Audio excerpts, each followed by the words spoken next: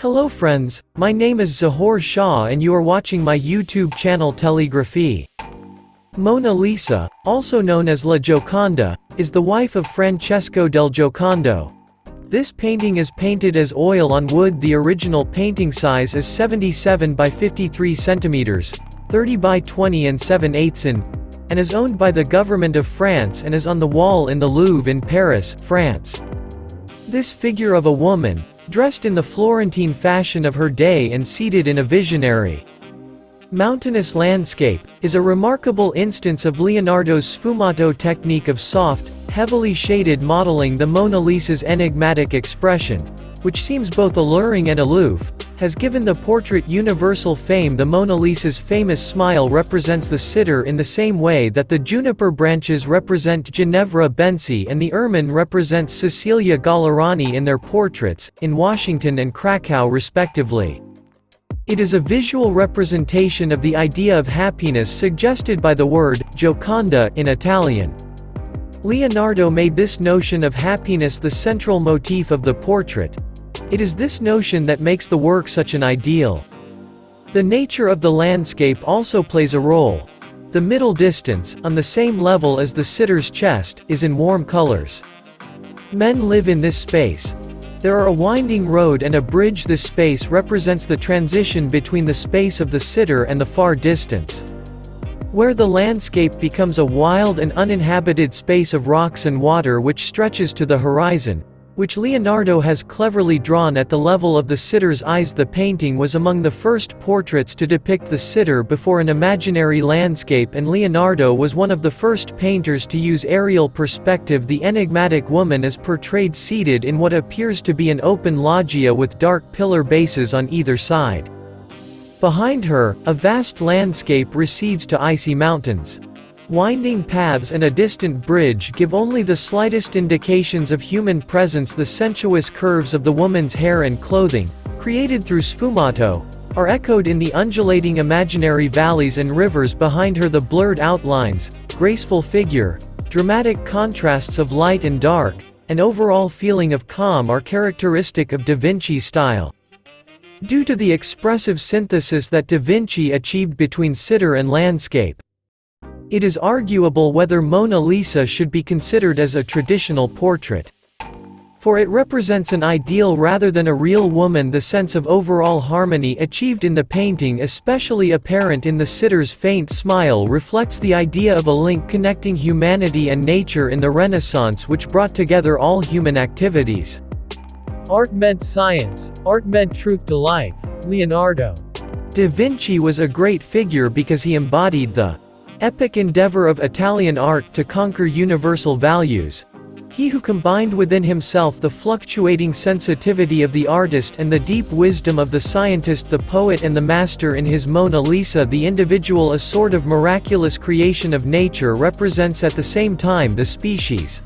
The portrait goes beyond its social limitations and acquires a universal meaning. Although Leonardo worked on this picture as a scholar and thinker, not only as a painter and poet, the scientific and philosophical aspects of his research inspired no following but the formal aspect, the new presentation. The nobler attitude, and the increased dignity of the model, had a decisive influence over Florentine portraits of the next 20 years. Over the classical portrait with his Mona Lisa, Leonardo created a new formula, at the same time more monumental and more lively, more concrete and yet more poetic than that of his predecessors before him. Portraits had lacked mystery. Artists only represented outward appearances without any soul, or, if they showed the soul, they tried to express it through gestures, symbolic objects, or inscriptions. The Mona Lisa alone is a living enigma. The soul is there, but inaccessible. 10 facts you might not know about the masterpiece. Number 1. She lived with François I, Louis XIV and Napoleon. Although Da Vinci began work on his masterpiece while living in his native Italy, he did not finish it until he moved to France at King François I's request. The French king displayed the painting in his Fontainebleau palace, where it remained for a century. Louis XIV removed it to the Grand Palace of Versailles at the outset of the 19th century. Napoleon Bonaparte kept the painting in his boudoir. Number 2. Some historians believe Mona Lisa is a self-portrait of Leonardo da Vinci. Leonardo da Vinci died in 1519, and he is buried at a French castle. Italy's National Committee for Cultural Heritage is undertaking an investigation, and plans to dig up his skull. They want to rebuild Leonardo's face. Using CSI-style technology, will he resemble the mysterious Mona Lisa? Number 3. It is a painting but not a canvas. Da Vinci's famous masterpiece is painted on a poplar plank. Considering he was accustomed to painting larger works on wet plaster, a wood plank does not seem that outlandish. Canvas was available to artists since the 14th century, but many Renaissance masters preferred wood as a basis for their small artworks. Number 4. She has her own room in the Louvre Museum in Paris. After the Louvre launched a 4-year, $6.3 million renovation in 2003, the painting now has its own room. A glass ceiling lets in natural light, a shatter-proof glass display case maintains a controlled temperature of 43 degrees F, and a little spotlight brings out the true colors of Da Vinci's original paints. Number 5. Jackie Kennedy invited her to visit. Over the centuries, French officials have only rarely let the painting out of their sight. However, when First Lady Jackie Kennedy asked if the painting could visit the U.S., French President de Gaulle agreed. Mona Lisa went on display at the National Gallery of Art in Washington, D.C. and then at the Metropolitan Museum of the Arts in New York City. Number 6. A thief made her famous. Although in the art world, the painting had always been an acknowledged masterpiece, it wasn't until it was stolen in the summer of 1911 that it would capture the attention of the general public. Newspapers spread the story of the crime worldwide. When the painting finally returned to the Louvre 2 years later, practically the whole world was cheering. Number 7. Picasso was under suspicion for the theft. During the investigation, the gendarmes went so far as to question known art dissidents such as Pablo Picasso about the theft. They briefly arrested poet Guillaume Apollinaire, who had once said the painting should be burned. Their suspicions proved to be unfounded. Number 8. She receives fan mail.